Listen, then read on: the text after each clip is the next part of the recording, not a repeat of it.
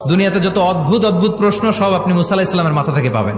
বিভিন্ন বিষয়ে আল্লাহরে প্রশ্ন করতেন। সাইয়েদনা মুসা আলাহিস সাল্লাম আল্লাহরে বললেন, আল্লাহ আপনি আমার এমন একটা জিকির শিখাইয়া দেন যে জিকিরটার শব্দ আপনি আর আমি ছাড়া কেউ জানবে না।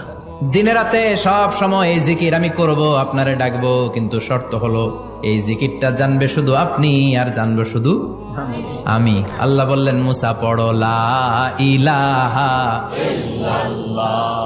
মুসা আলাইহিস সালাম কয়, মাবুদ এটা তো জাতীয় জিকির, সবাই জানে।